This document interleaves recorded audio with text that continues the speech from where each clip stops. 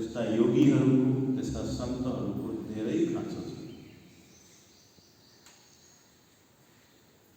मेरो यहाँहरूसँग आग्रह, कहिलेकाहीँ शान्त भएर बस्ने, शान्त भइसकेपछि आफ्नो सासमा ध्यान दिनुहोस्। अहिले हामी प्रयोग गर्नेछौँ अन्तर्मुख हुने प्रयास। शरीरलाई बिल्कुल स्थिर गर्नुहोस्।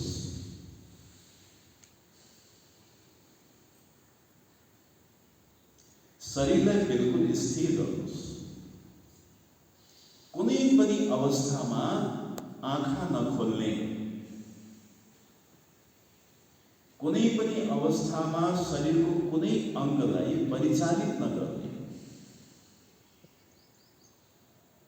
कमर र गर्दनलाई सिधा राख्नुहोस्। कमर र गर्दन तपाईको बिल्कुल सिधा छ। शरीर बिल्कुल स्वाभाविक अवस्थामा छ। न तनाव छ, न ढिला छ। हामी पवित्र स्थलमा बसेका छौँ। संसारमा सबभन्दा पवित्र स्थल नेपाल तपोभूमि, त्यसमा पनि यो टिकापुर योगाश्रम पवित्र छ। यसभित्रको हलमा निरन्तर विगत धेरै वर्षदेखि हामी यसमा अभ्यास गरिराखेका छौँ। त्यसैले यो अत्यन्तै पवित्र भइसकेको छ। यसमा हामी विराजमान छौँ। यो हाम्रो सौभाग्य हो। शरीरलाई प्रथम तपाईहरुले शरीरलाई अनुशासित गर्नुहोस्। धेरैजनाले हात चलाइराख्नु भएको छ। हातलाई नचलाउने, आफ्नो शरीरलाई आदेश गर्नुहोस्। लामखुट्टेले टोक्ला, झिँगा आउला, आउँदैन, टोक्न दिने केही हुँदैन। खुट्टा दुख्छन्, दुख्न दिने केही हुँदैन। कमर दुखिराखेको छ, दुख्न दिने केही हुँदैन। यो सब मनको खेल। जति पनि दुखाइ छन् तपाईको शरीरमा, त्यो सब मनको खेल। चञ्चलता जबसम्म छ जीवनमा, तबसम्म दुःख बनिरहनेछ। चञ्चलताबाट मुक्त हुने प्रयासमा हामी छौँ।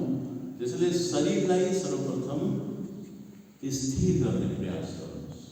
अत्यन्तै कठिन काम हो यो जीवनमा, अत्यन्तै कठिन काम।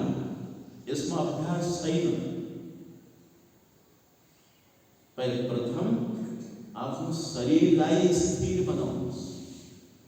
शरीरलाई शान्त बनाउनुहोस्। हात खुट्टालाई शान्त बनाउनुहोस्। हात उठ्ने प्रयास गर्छ, यानी कि त्यो मनको चञ्चलता।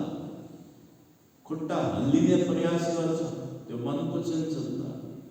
आँखाले हेर्न चाहन्छ, त्यो पनि मनको चञ्चलता।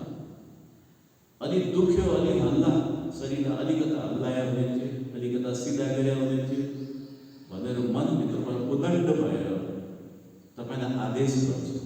त्यतिखेर फेरि मनको आदेशद्वारा शरीर हल्लिन चाहन्छ। त्यसलाई पनि सहन गर्नुहोस्। मुखमा चिल्याउँछ, चिल्याउदिनुहोस्, अनुभव गर्नुहोस्। चिल्याइराखेको छ, थाहा पाउनुहोस्। केही नगर्नुहोस्, नहल्नुहोस्, स्थिर बन्नुहोस्। मूर्तिवत बस्नु सक्नु पर्यो।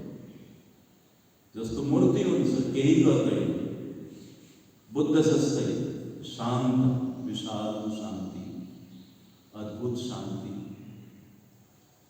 त्यस्तो अवस्थामा यहाँहरू स्थिर गर्नुहोस्। बिस्तारै बिस्तारै तपाईले पाउनुहुनेछ केहीपछि कि शरीरमा कुनै किसिमको पीडा छैन। शरीरमा जबसम्म पीडा छ, तबसम्म मन स्थिर हुँदैन।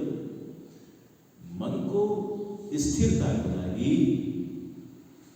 शरीरलाई